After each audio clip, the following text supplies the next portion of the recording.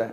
अब ज्यादा समझे कि जरा हम इसको समझ लेते हैं। मैं बार बार इस बारे में बोल रहा हूं कि खतरा एक्चुअली उनको नहीं है जिनकी इम्यूनिटी स्ट्रांग है। तो किनको खतरा है उसके बारे में बात कर लेते हैं। खतरा एक्चुअल में किसको है? तो खतरा स्पेशली उनको है जिनकी इम्यूनिटी वीक है, जिनमें रोग प्रतिरोधक क्षमता जिनके शरीर की वीक है, वो हाई रिस्क पर है। इसीलिए अपनी इम्यूनिटी में बार बार बोला गया अपनी इम्यूनिटी पे ध्यान दो, अपनी इम्यूनिटी पे ध्यान दो। ऐसे पेशेंट इससे ज्यादा इन्फेक्ट होंगे। इनफैक्ट मैं आपको बताता हूं, टीओआई का एक आर्टिकल है जिसमें इंटरव्यू में ये किनका है, एम्स के जो चीफ हैं उन्होंने भी ये कहा है, misuse of steroid major cause behind the black fungus. क्या हो रहा है कि अगर आप ध्यान से देखो तो कोरोना का जब ट्रीटमेंट किया जा रहा है उसमें स्टेरॉइड्स का इस्तेमाल भी किया जा रहा है। अब हम क्या कर सकते हैं, कोरोना से बचे, इधर कुआं उधर खाई। अब कोरोना के ट्रीटमेंट में स्टेरॉइड इस्तेमाल हो रहा है और वही स्टेरॉइड हमारी इम्यूनिटी को भी डाउन करता है और उसी वजह से हम लोग ब्लैक फंगस के भी शिकार हो सकते हैं।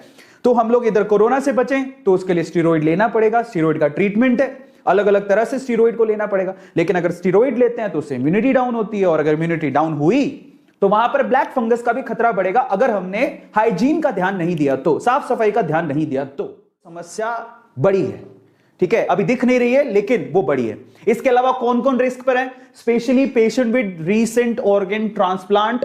अगर अभी किसी ने अपना ऑर्गन ट्रांसप्लांट करवाया या फिर कैंसर से वो लड़ रहे थे, कैंसर का अगर ट्रीटमेंट चल रहा है तो वो हाई रिस्क पर है, तो उनको बहुत ध्यान देने की जरूरत है। स्पेशली अगर आपके घर पे कोई शुगर या शुगर के मरीज है, डायबिटीज है, अगर किसी को डायबिटीज है, डायबिटिक है वो, तो उनको बहुत ज्यादा ध्यान देने की जरूरत है। बार बार लगातार उनकी डायबिटीज को चेक करते रहे, शुगर के लेवल को चेक करते रहे, उनको खतरा सबसे ज्यादा है, ठीक है। तो इसलिए कह रहा था आप लोगों से, अगर आप ऐसा सोचे कि हम तो स्वस्थ हैं हमें क्या लेना देना, लेकिन यहां पर कैच है, आपके स्वस्थ होने से तो खैर फर्क पड़ेगा ही, लेकिन अगर आपके आसपास किसी को भी शुगर है या कोई ट्रांसप्लांट करवा के आया या कैंसर है, उनको तो दिक्कत हो सकती है। तो इसलिए आप अगर सजग रहेंगे, उनको बताएंगे तो बचा सकते हैं, ठीक है। इसके अलावा जरा आप देखिए, यहां पर स्टेरॉइड दिया गया, यहां पर immunosuppression of by steroid.